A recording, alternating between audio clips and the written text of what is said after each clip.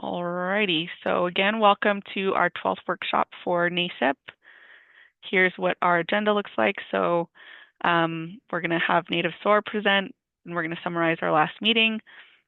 We'll do a science fair check-in, announcements, and breakout rooms if needed, if there's questions. Again, reminder of our norms to keep focused on a common goal, strive to understand multiple perspectives, be willing to be disturbed and change your mind, critique ideas and concepts, not people, share the space, stay engaged in the work, and respect each other's time, recognize when each of us needs space for emotions, for pause, or to process, accept non-closure, and apologize and work to repair damage if a norm is violated. Without further ado, we have our lovely mentors from Native SOAR that are back. So woo! Give them a warm welcome, and I'll go ahead and stop sharing so they can share their screens.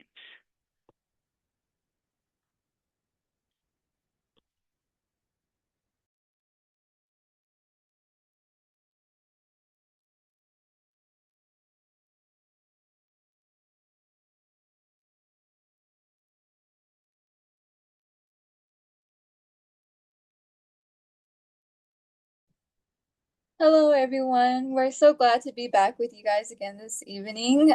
We're going to be sharing some tips and tricks applying to college and how to navigate getting into and navigate college. My name is Cadence Palmer. I am currently a sophomore.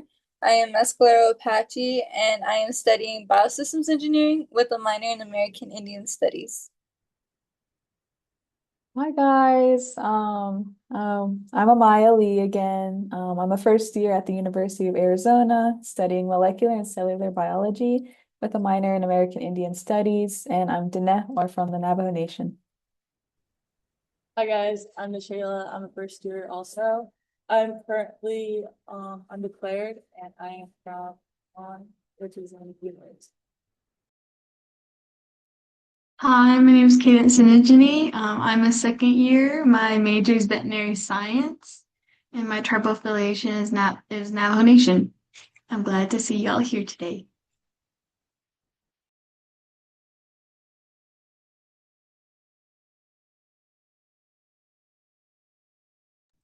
On today's agenda, we're going to start off by talking about majors such as majors and minors, STEM majors, and exploring more in depth into them. And then we're going to transition into choosing colleges such as wondering where to go and what's the fit for you. And then we're going to talk about programs such as college success and summer programs. And lastly, we're going to go into basic living, so choosing a dorm and meal plan.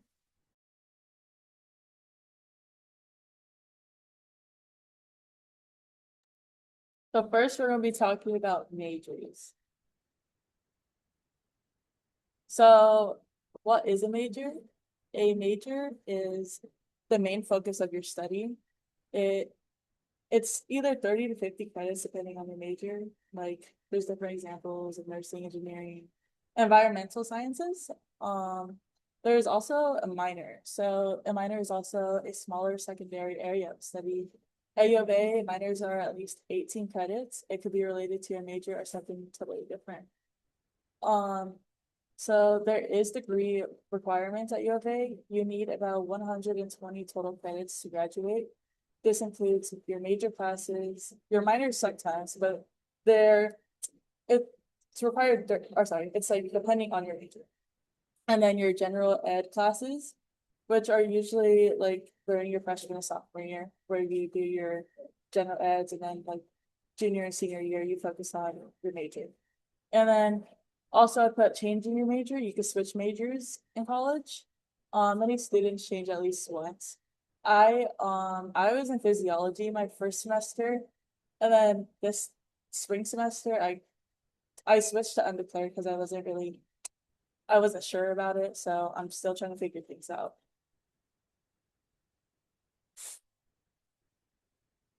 I put down some STEM majors because I feel like you guys would be interested in some. So there's environmental sciences studies, there's climate change, pollution, land plus water, engineering, mechanical, civil, environmental, to build, design, and solve real world problems, health and science, biology, pre-med, nursing, focus on the human body plus healthcare.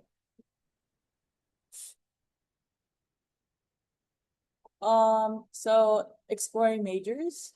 I listed down 3 resources, like really helpful ones. So the first one would be degree search. I also put the link at the bottom, but Cadence just put it down in the chat. So the first one is it helps you look up your specific major. You put it in the search bar. It sees possible careers plus job outcomes. So like say this is an example, like if I wanted to do business, it would list down like certain business jobs like business marketing, um like just different ones, like different jobs, you know.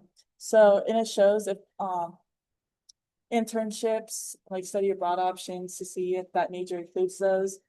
It helps compare different majors, like if you're stuck between which one. And then the second resource, I put a course catalog. It lists the exact classes required for each major. So it will show what your classes would look like. It shows how much credit each class is worth. It breaks down general ed versus major requirements, and it lets you see what you actually do learn and not just like what you hear, you know. And the third resource would be your major advisors. That's also another link. These are all different links, so they're all gonna be posted in the chat. But your major advisor would help you decide or change your major. They will help you build your class schedule for each semester and make sure you're meeting graduation requirements. And also if you go on the link, it'll show you like where your advisor is located because they're located in different buildings and it can be hard to like navigate. So make sure you can like scope them out. So that's all I got.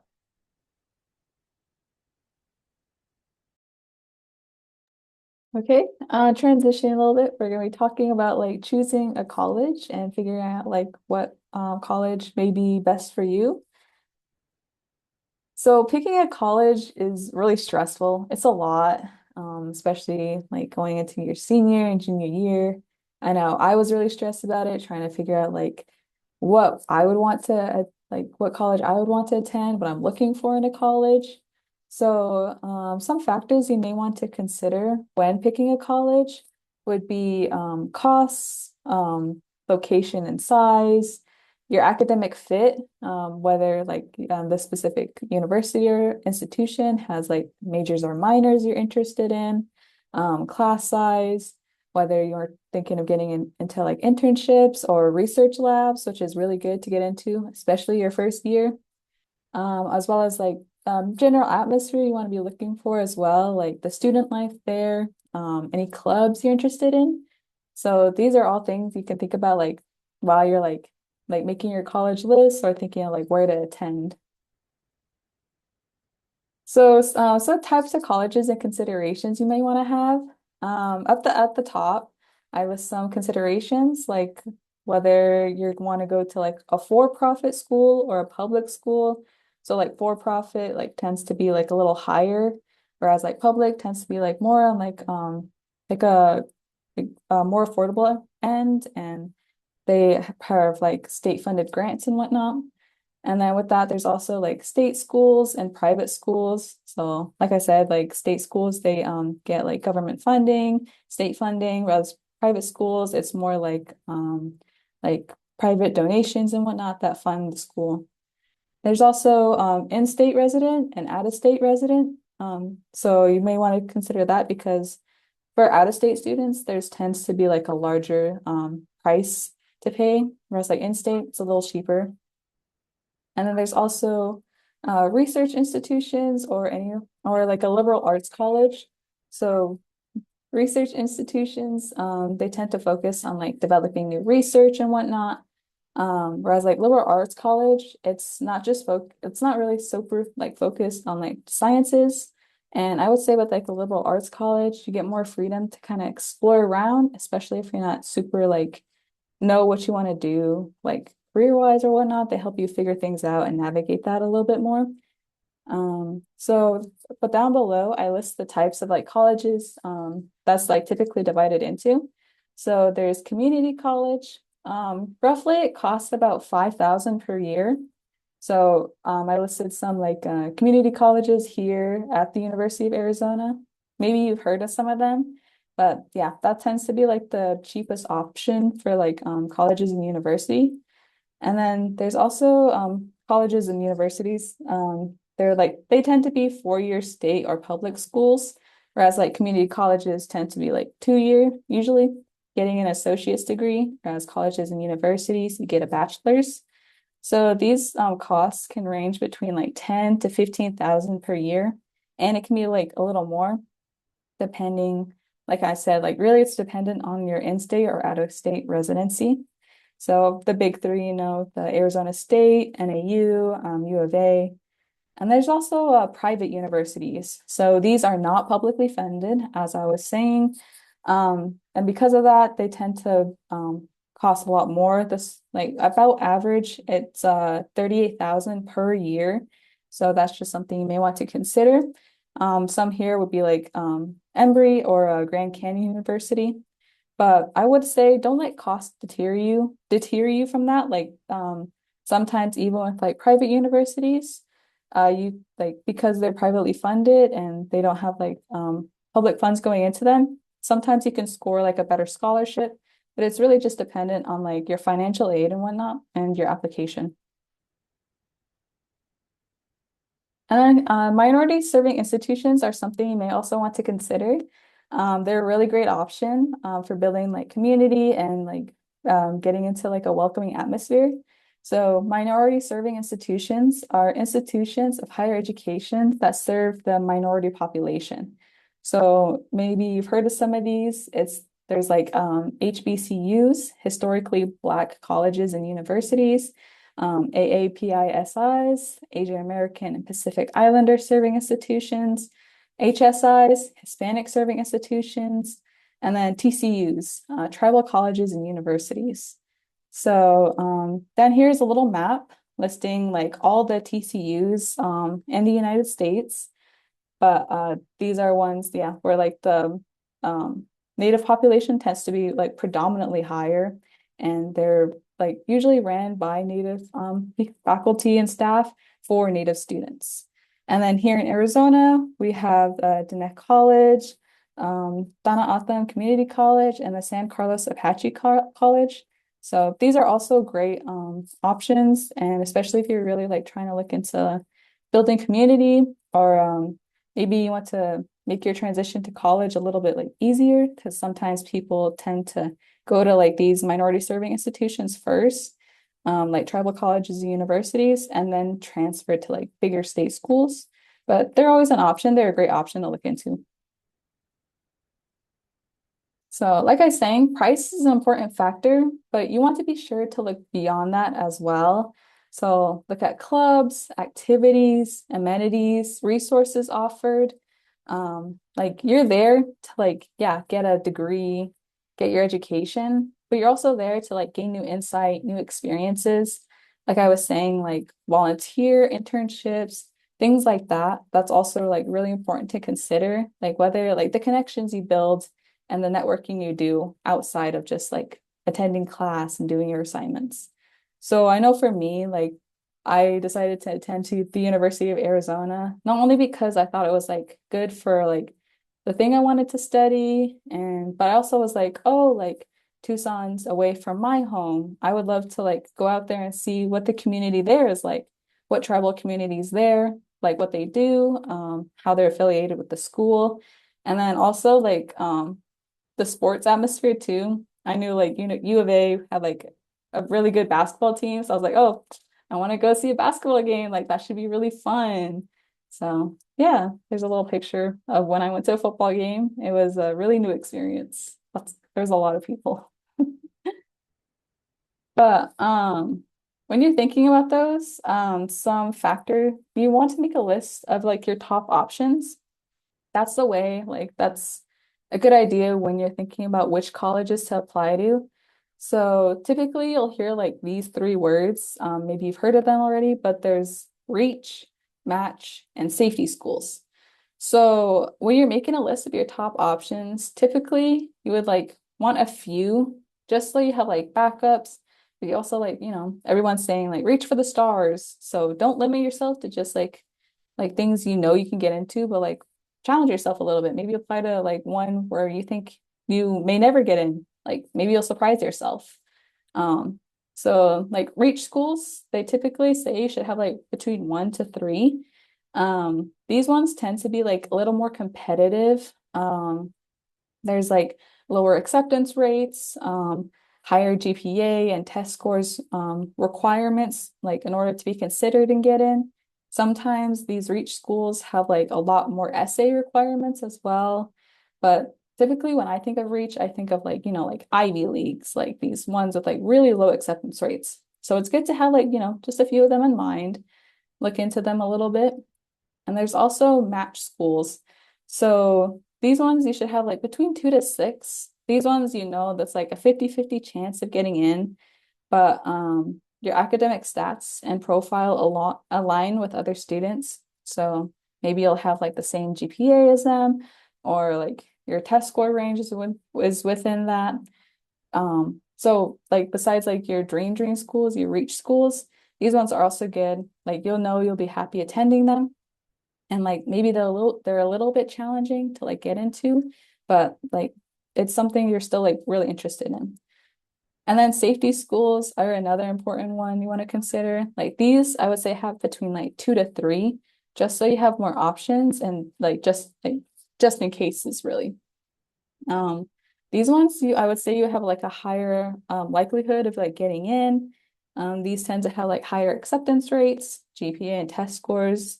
So maybe your own like academic stats are like way above the average, which would be great, just so you have like backups just in case nothing like somehow, some way nothing works out. But I highly doubt that usually happens. But yeah, so for me personally, I know I had a couple of reach schools. I applied to like Berkeley and UCLA, and then I had match schools. So like my university back at home, UNM. The U of A for me was like a match school. I figured like I had a high likelihood of getting in. And then I also applied to a couple of safety schools. Like I applied to my local community college because I knew I'd be happy going there. And then I applied to Diné College and as well. So you just want to make sure you really have options in mind when you're applying to college and thinking about attending universities and whatnot. So some factors that may impact your acceptance would be potential like grades and test scores, extracurriculars, essay requirements. The more competitive, like I was saying, the more essays they tend to like push onto you. Letters of recommendation and interviews. So these like more competitive schools tend to also like impose interviews just to get to know you like as a student. And then financial need can be like a factor sometimes, like choosing between applicants, whether one of them needs more financial need than the other. But it's just something you may want to look into, like into the school that you're thinking of going to potentially. And then there's also intended major acceptance rates. So depending on the school, sometimes some majors can have like more like acceptance rates than the others. Like let's say like computer science tends to have like a lower acceptance rate in this one institution, but like for like chemical engineering, it's like a higher acceptance rate. So it's just something also you want to consider. And then ethnic and racial backgrounds, like since the Supreme Court ruling that occurred, like they can't officially like rule you out or accept you based on your ethnic and racial backgrounds. Like that's not something that's like a factor to be considered. But I feel like it's especially important when you're writing these essays. Like because like after that Supreme Court action occurred, like they stopped accepting people based on like different cultures and like DEI requirements. So my recommendation would just be writing about your culture, about your background, putting these into your essays so they like they know a little more bit more about you like as a person. And then like it just brings kind of a new perspective to the students they're admitting because they're always looking for like new perspectives and whatnot. So when you're considering this, I found College Board's college search option like a great tool. Like I went in there because my school took the SATs too. Like they inputted my scores and like it just sorted out all the schools that would be like my reaches, my matches, and my safety schools. So from there, I built my list. Like I think I had like 10 schools on there maybe, but I just thought it was really helpful in like planning my college journey. So I was like, oh, maybe like it'll be helpful for you too as well. But with that, I kind of want to know a little bit about you guys. So in the chat or share out loud, if you could tell me like your dream school and maybe like potentially one safety school you're looking into. But yeah, we have a couple minutes. Just let me know.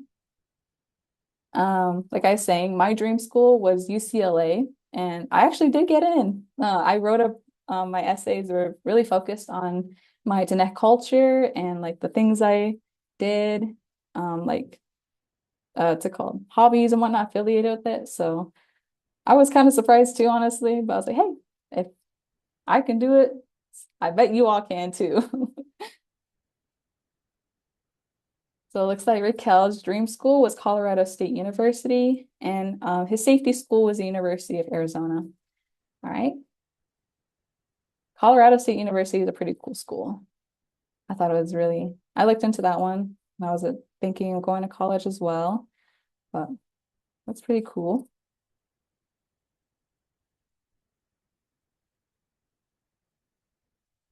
Ruby's dream school would probably be Cal State at Long Beach. Love that. And then Cadence Dream School was Stanford. Their safety school was University of Arizona. Yep, I understand that. Stanford would be amazing, dude. And then Carol was thinking about Dartmouth and Duke, but expensive, so she stayed in state. That's what I felt like. I really wanted to attend these UC schools. So I was like, oh my gosh, I got in. Like, that's insane. It's incredible. But unfortunately, like because I was an out-of-state resident, instead of paying like the normal like 10 to 15,000 and like getting potentially some financial aid, I was considered out-of-state resident. So my costs ended up shooting to like 80,000 per semester. I was like, oh, I'm good. I'll just go to U of A. But that's just one of those things. It's like you had to consider after the fact as well, just in case. And then another dream school is Berkeley University and University of Washington. Safety school be Bear ASU and the Honors College. Cadence was University of Arizona for both. Yay, love that. And then Austin was thinking about Penn State, but settling on Northern Arizona University.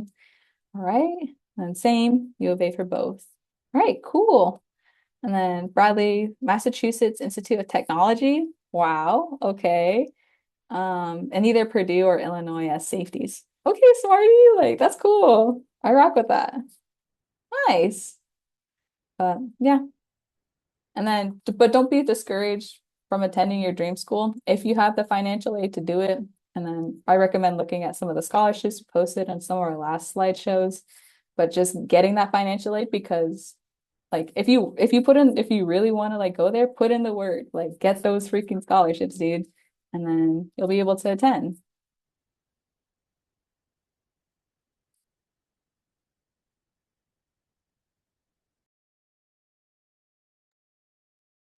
All right, so now we're going to talk about programs.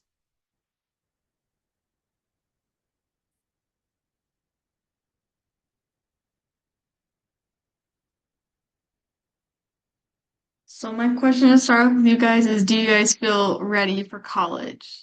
Like you can go start right now and you're fully set to go.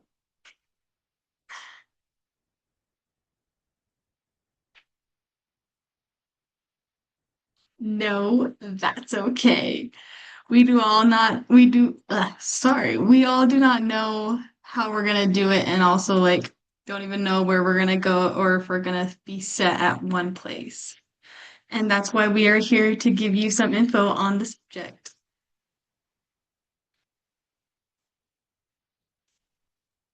So in the chat, I did put like a program's link to like all the stuff I will be talking about. So you won't see me trying to fidget back and forth between trying to put links in the chat.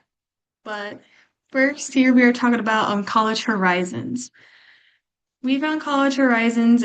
I think this is like a great um, organization that we found, and I actually never heard of this before till reading into it. I was like, this is actually pretty awesome. So what it is a nonprofit organization that helps Native students get into college success, access and success programs to increase the enrollment rate for us natives. And I really like their phrase that they have that they say throughout like their whole website that I have linked in the chat is college pride, native pride, which is a great little quote that I like reading. It's just like, yes, we do that thing, yes. And so the next thing is you gotta look into if you are looking into College Horizons, like the applications.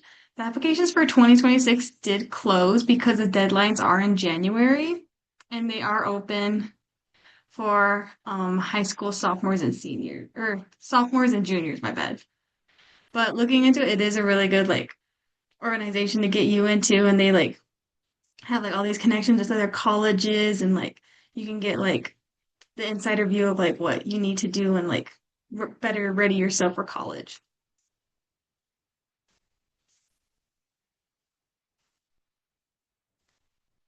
And for furthermore into like the success programs at ASU, there is this program they call the Bridge program.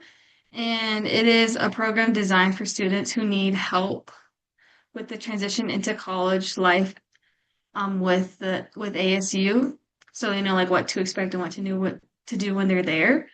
And so their focus is like when you apply, it's like they're gonna help you apply to ASU, help you apply to financial aid and resources for academic and personal support. And the registration for that is August 10th to 15th. But I did want to note like that this Bridge Success program is just with ASU.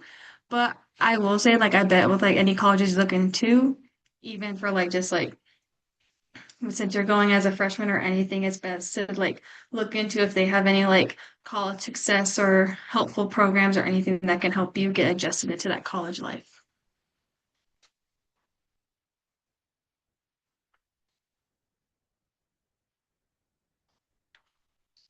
And so here I did a little summer programs playlist to where we have four different summer programs that I listed on here that are from a website that said like top 10 STEM summer programs. So the first one right here is NC State Agricultural Robotic System Workshop, which is a summer program that mainly is focused on robotics and all like the coding to do with robotics. And the second one was Science Camps of America Overnight Summer Camp.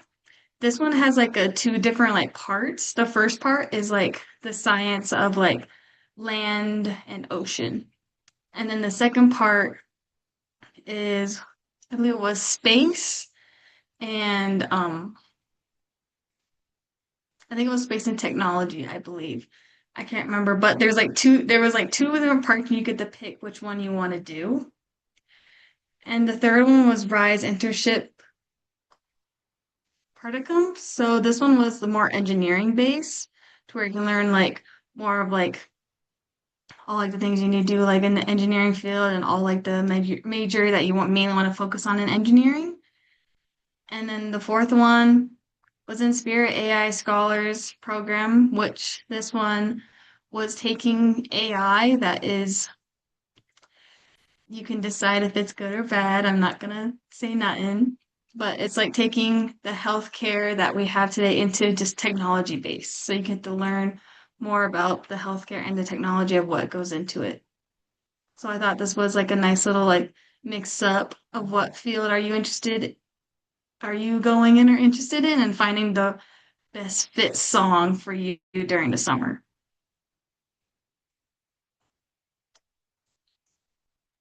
Now we're going to transition into basic living. So after you enroll, that means it's time to start picking out your living solution. So like you're gonna have to do research into what is offered and what you want because it makes signing up and getting your best living situation that much easier. And trust when that is being said is very true because my first semester I was not prepared at all. Like oh my gosh, my whole family like had me pack my whole bedroom thinking I was gonna get an apartment and I was like, yeah, we drove all the way from New Mexico, which was like a 6 hour, 8 hour drive with all my stuff, just to find out that I decided to last minute live in the dorms. So yeah, make sure you guys get your plans situated before coming and do not be like me. It was a lot of work packing all that. So there's like different types of housings offered to different types of colleges. It just depends, such as university housing. You could do on-campus housing, which is living on campus, such as for U of A. There's Yavapai, Honors Village, Pima, Mohave, Navajo, Gila, Yuma, and there's even more dorms you could apply to at U of A. Personally, me, I live in the Yavapai dorm. I really like it. And there's also Honors Village, which you'll hear more about later on. There's also community college housing. So typically, community colleges do not provide housing. So you'll be off campus because usually you'll be chilling at home or like, saving up your money for an apartment that's affordable. So that works out too. Um, there's tribal college and university housing. So some tribal colleges slash universities do offer dorms, but some don't. So you kind of just need to look into it because it's kind of hit or miss.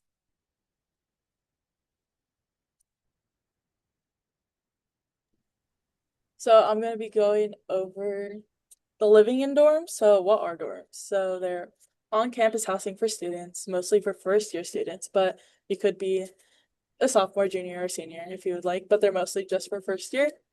Close to classes, dining halls, and campus events.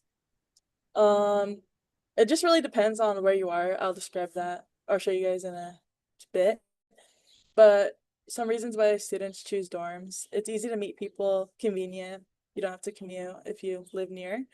It's already furnished. So the reason I lived in dorms, I wanted to meet new people because I came here knowing nobody. And that's where I found my friends that I'm friends with right now. So it's pros and cons. Close to everything, like libraries, classes, just the basic stuff. Easy to make friends, like I said, less responsibility.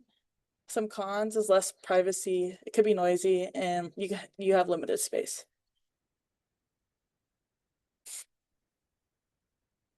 So here are some example dorms. I'm gonna be going over like La Paz and Manzanita from like I'm kind of putting that into my own personal experience because my first semester I lived in La Paz, and now this semester I live in Manzanita. But I'll talk about that after I explain like each one. So I'm gonna start off with the Manzanita. I'll say it's organized, has an organized layout. It's not like a maze. Like La Paz is like so hard to get around. I still don't know my way around till this day, and I've been there for a semester. But Manzanita, it's pretty straightforward. Like it's just two halls and different halls. It's pretty direct. There's an all gender restrooms in Manzanita, where like in La Paz, I was on a all girls hall, and it was only for all girls bathroom, which is pretty cool. Where in Manzanita, I'm sharing with like boys, and it's just like I don't know. Well, obviously I'm getting through it, but it's okay. And then for Manzanita, more chill, less chaotic. It's not that loud. I wouldn't say it's like a social dorm. And then Arbol, I've heard good things about it. That's more like the fancier dorms. And the link also like it describes the how much they are, the pricings and stuff. But Arbol is one of the newest dorms, apartment style options, and I would say it's a more independent living from what I've heard from other people. And then La Paz, it's a traditional dorm, shared room, social, good for meeting people and near central campus. I would say like in the beginning weeks, there was a lot of people in everyone. I feel like that was like the main dorm everyone was at. Like it was like the hot spot. And I'm gonna give this one to Amaya for Honors Village. She lives there, and I don't know that much about it, so take it away, Yeah. Amaya. So I live in Honors Village. It's for honors students. It prioritizes honors students. So honors here, it's just dependent on like your high school GPA and potentially like your SAT or ACT scores. For the U of A, it's the newest and most modern dorm, so there's a lot more like amenities, I would say. It's suite style, so there's like different styles of living. You can have like uh your own like one bedroom dorm for yourself. You can have a roommate, but the thing with suite style is that between you and your roommate potentially and the next door neighbor, you're gonna be sharing a bathroom together. So it's a little more private, which is nice because then like you don't have to deal with like communal bathrooms. So for our dorm, it's a pretty big bathroom actually. You get like a sink, there's a shower, there's a toilet, so all of that. The only thing though you have to consider with suite style is that you're gonna have to like buy your own things like your own soap, paper towels, toilet paper, cleaning supplies. Please clean your bathrooms. And the thing with Honors Village is that it's a little more farther away from campus. It's like on the north side of campus, which Nashayla will explain a little bit more. So they have like there's like a gym right across from it, and then there's also a dining hall on the first floor. But yeah, that's the things like the Honors Village provides. And then along with that, like besides like roommates, there's also different styles of like they do like apartment style, they call it. So that one you can have like four roommates, and then like sometimes you share a room, or sometimes each of you have your own room. And then like the apartment style, you get like your own like little mini kitchen and like a little like mini living room. But that's all dependent on pricing too. Like some of them tend to be more expensive than others. But the cheapest one for Honors Village is gonna be the suite style with just like a roommate. Nice, thanks. And I'd also piggyback off the roommates. If you guys have questions about like if you don't have a roommate, there's also a roommate portal. You just fill out your guys's like information. It'll kind of match you if you're like similar or not. But going on to the next slide, I'm going to be showing the locations. So for my example dorms, so Manzanita is in a historic district that is like near like the university. I would say it's like that's like really close to it, you know. And it's obviously close to classes too. Honors Village, that's the green one over here. It's the North District. Kind of far away. Yeah. And then to La Paz, that's where the Highland District is, all the blue. Right next to the stadium, you got like a little Highland Market right there. And then Arbol is Park District, the blue, light blue over here. Close to like, you know, like regular classes. I think they have like a little cafe over there. But yeah, that's what I got for that.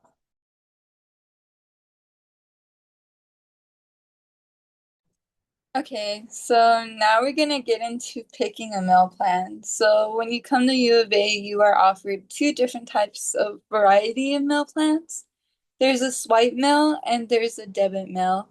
So with a debit meal, you'll get to be able to live off campus or commute.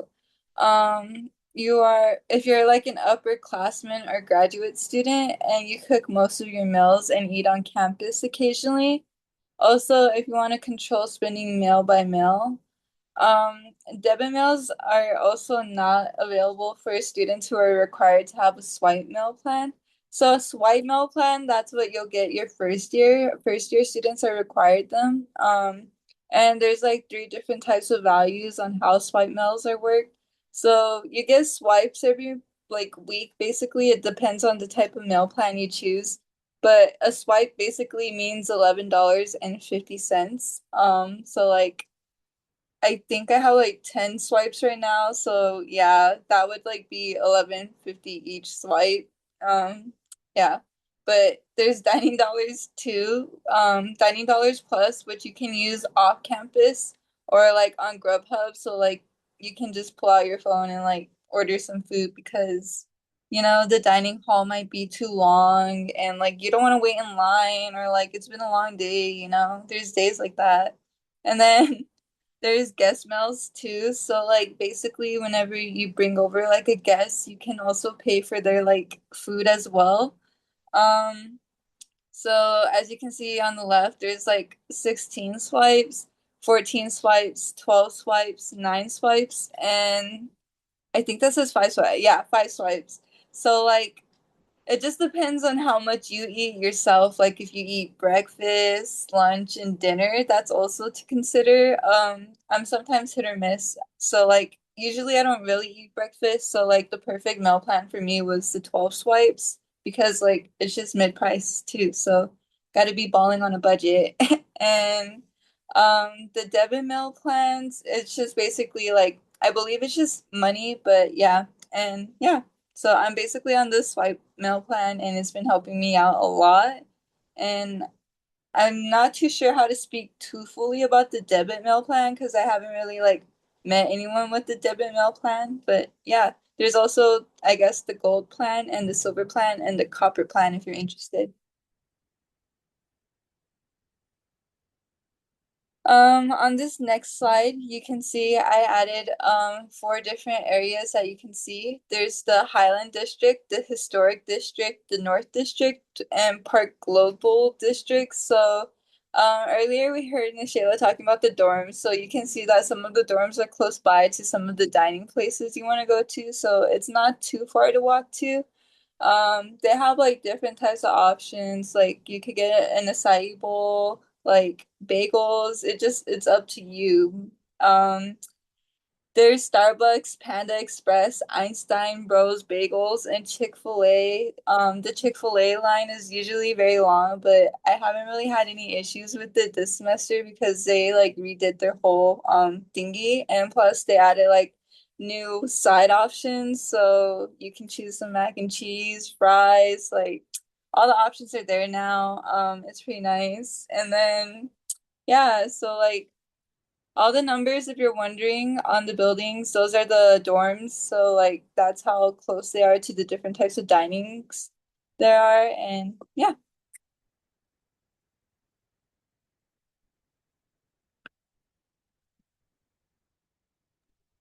So, icebreaker time.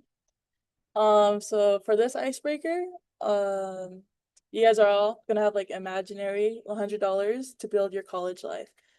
Choose how you want to spend it based on what matters most to you. You must use all of it and be ready to share your choices. So I'm gonna just go over. You guys can either type it in the chat or share it out loud if you'd like. But so this is like a living $20 to have a private room and no roommate, $10 for a roommate. You guys like had to add it up for to make 100. And then location, it'd be like $25 to close campus, $10 far from campus. Food, $15 meal plan, $5 cook your own food. Lifestyle, $20 fun/social life, $10 chill/free time. Classes or $25 for classes you enjoy and $15 for easy classes. For work, $20 no job, $10 part-time job. So if you guys would like to share in the chat, please do or share aloud. You guys are gonna have 5 minutes to complete this. We're gonna start the timer right now.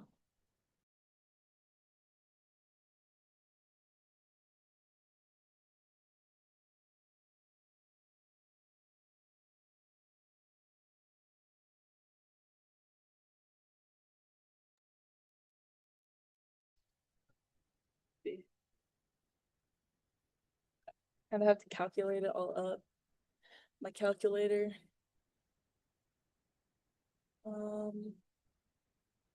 Let's see. These prices, though, wish it No, was for that much. no, for real.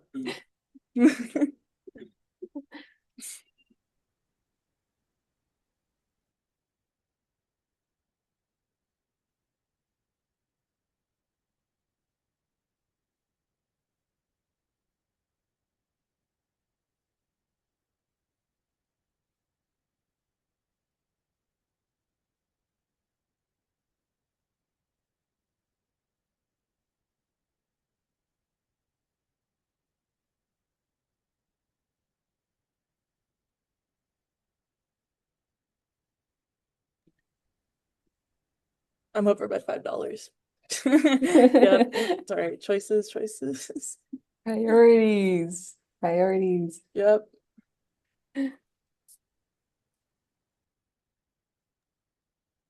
Maya, how much time do we have left? Okay. You guys are gonna have 4 minutes and 30 seconds left.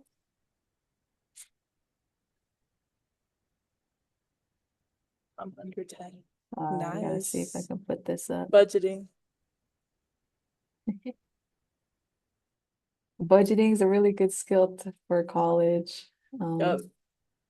Yeah, I gotta learn how to do that, but it's really important. Exactly. Like the first month, I think I spent like, I don't even want to say, just a lot on clothes. I packed a lot of clothes and then I just ended up buying so Just buy much more more. clothes. And then I got no more room, so I just gotta figure it out. Especially like when I pack, like when I'm leaving, I gotta figure it out. hmm Literally. Plus, if you're on your scholarship grind, Yep. you can get your refunds, figure out how you want to utilize those. My friend, she got a bunch of scholarships to come here. She's like following it up, bro. She's like she learned how to budget because she's using her refunds to live off of, buy food, Yeah. buy books and all that.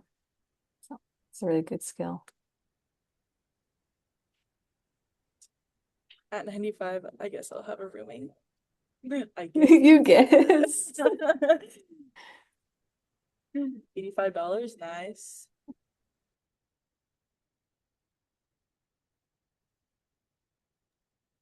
Anyone else want to share? Would anyone want to turn their mic on and share? Anyone? 90 bucks, nice.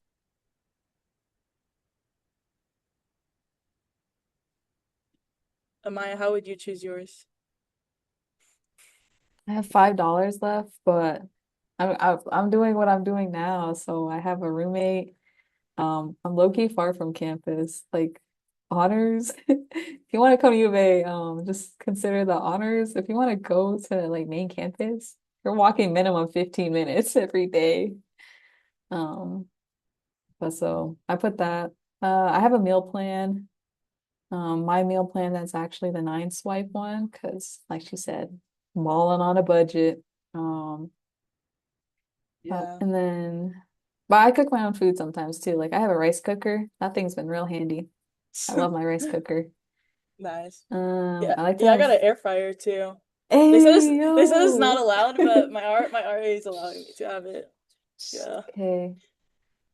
Then my fun social life, because I gotta have a life outside academics, classes I enjoy, and then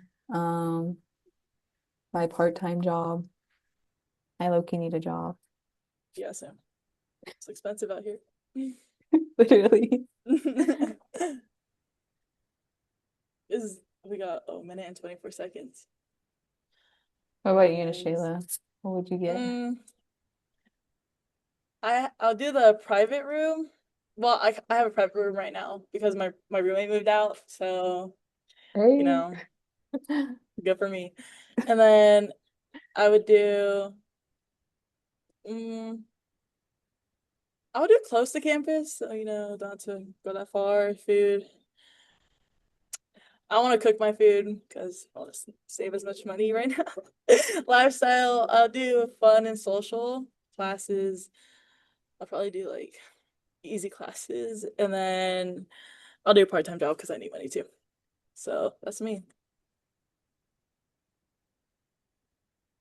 But yeah.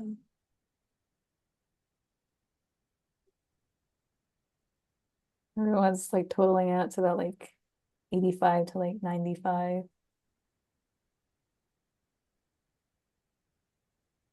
Oh yeah, Carol Oh, brought up a good point. Honors Village is close. Like it's still on campus. I had to get used to walking for real. oh yeah. I would take a roommate plus close to campus, plus meal plan, plus chill lifestyle, plus classes. I enjoy part-time job. Equal 95. Nice, Austin. That's fire. Oh, all right. Timer's up. Well, thank you guys for participating in the icebreaker. It's fun. Anybody else want to share out?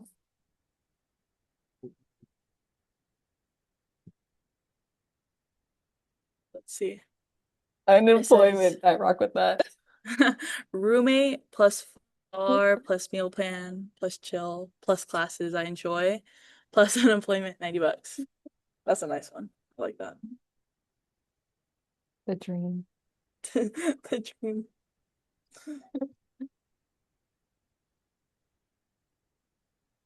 think that's it though, right? For the icebreaker. Yeah. Very cool.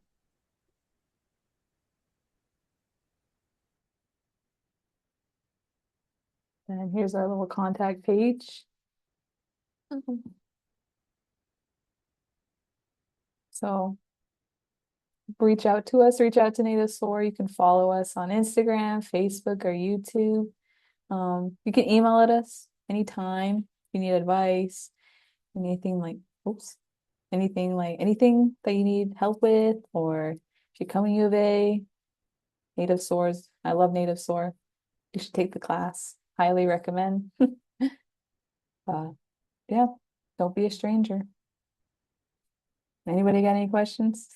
I just wanted to thank you all again for putting the presentation together.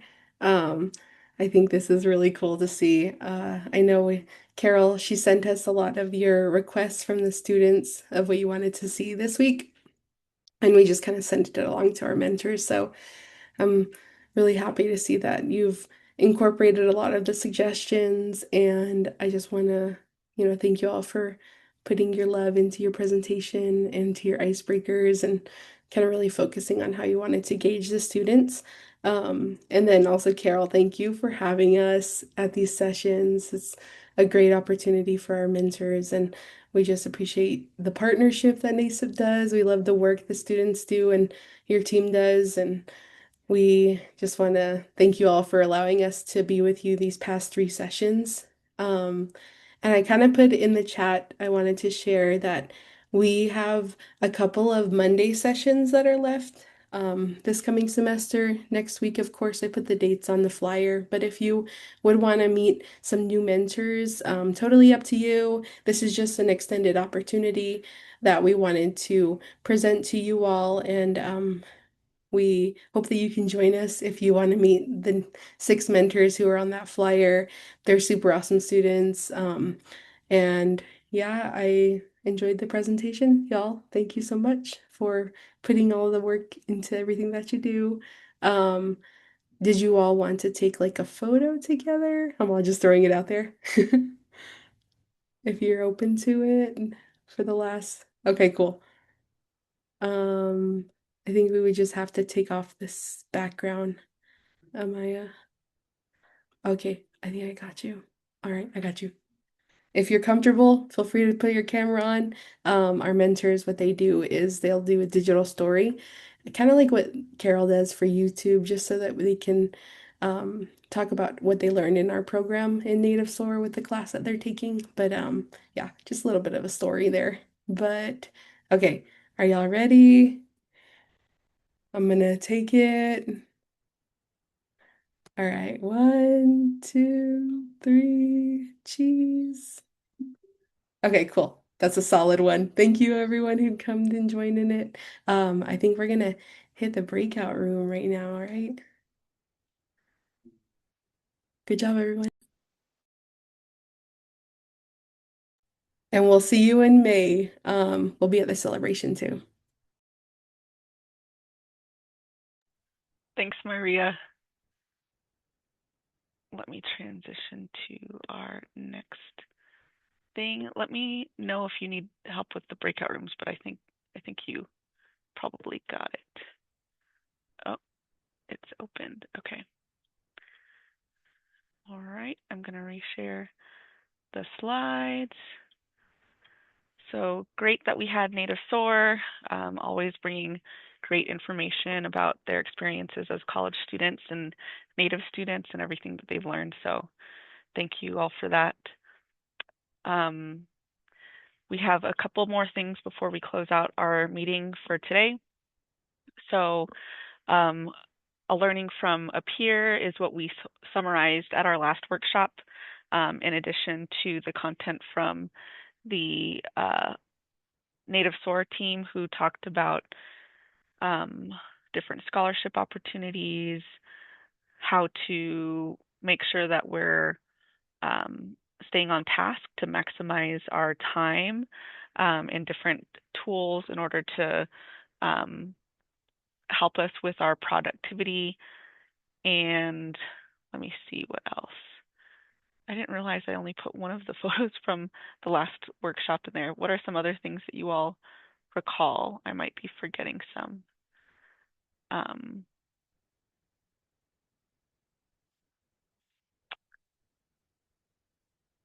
Let's see.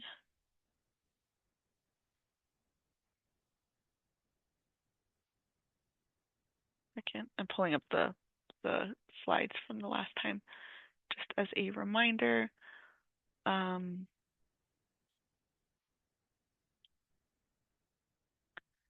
right.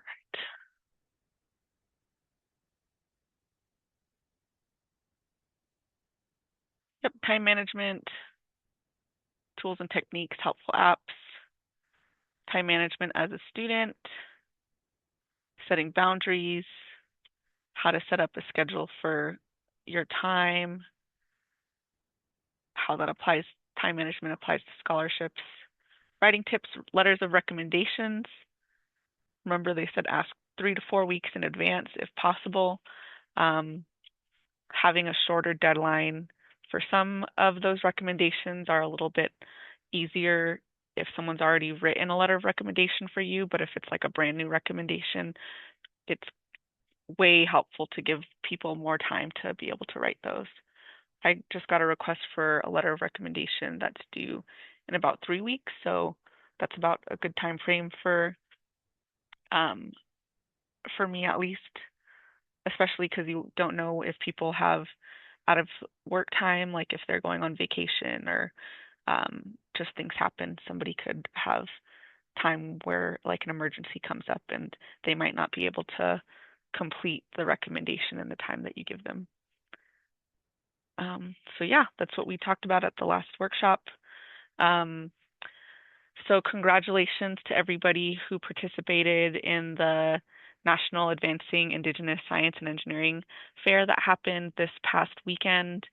I know that some of you did interviews on last uh, Friday, so did those over Zoom. If you want to put in the chat anything that you learned from that experience, if you did a live interview, we can include that in our learnings as well, for folks who are preparing presentations for next year. I think it's really helpful to hear from you all about what you've learned and would recommend for best practices, because I know that we talk about that in previous workshops, but having a perspective from folks who participate in science fairs here, also as you are a NASEP student giving advice to other NASEP students, that's always helpful. So yeah, there was those interviews. There was also videos that were created in place of in-person interviews. So good job on doing those if you participated. And then the award ceremony was this past Sunday, I believe, or was it Saturday?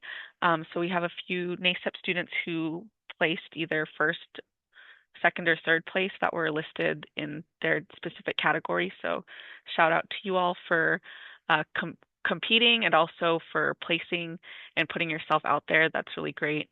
And I think at the next workshop, I'll put in how you all can list those experiences in like your brag sheets or your CV, your resume, because those are really important as it shows that you're getting hands-on experience in a topic that you're interested in STEM, or it's something that you can share that you've used for public speaking, different things like that. So great to talk about, especially in some of those essays that you're writing about yourself out. If they're asking like, what's something that you've done to further your education, or just an opportunity that has advanced your understanding of what you want to do, science fair is a great way to talk about those things too, because you think of an idea, you test it, you go through all the different steps of doing it, and then you present it. So it's a great thing to talk about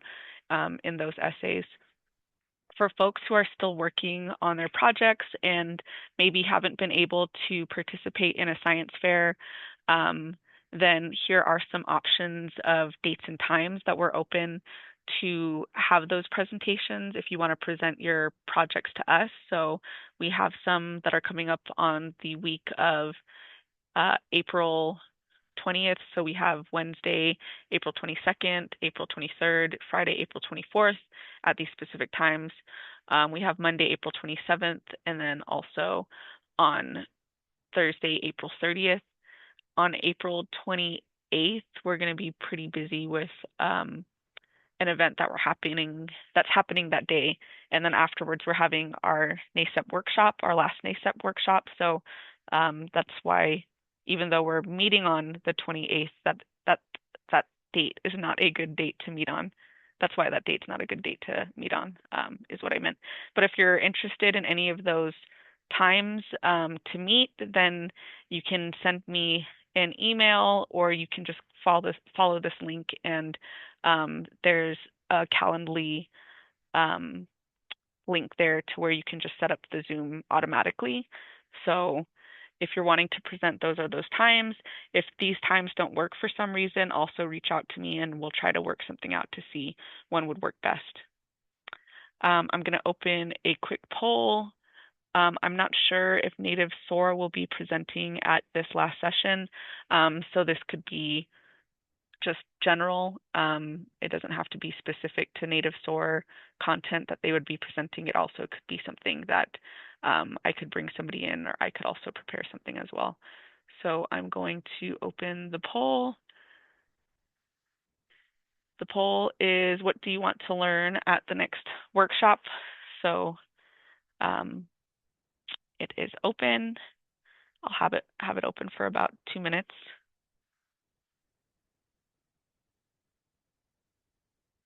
So go ahead and respond to what you would want to learn at the next workshop.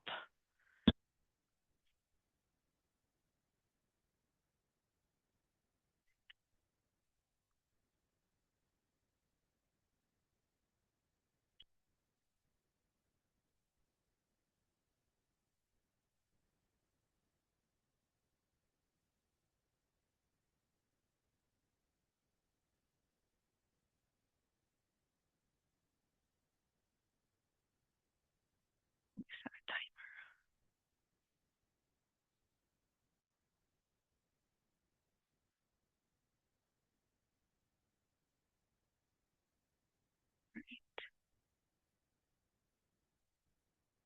About 1 more minute.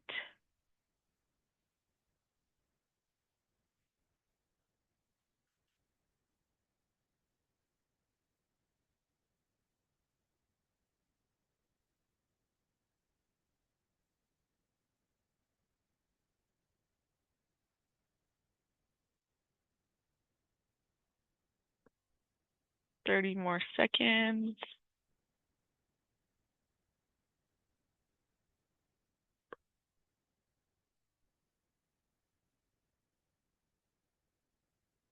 Fifteen seconds.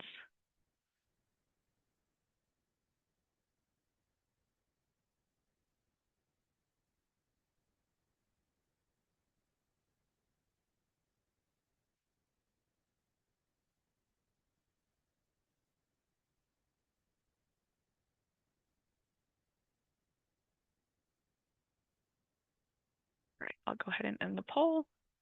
Finish up the last item.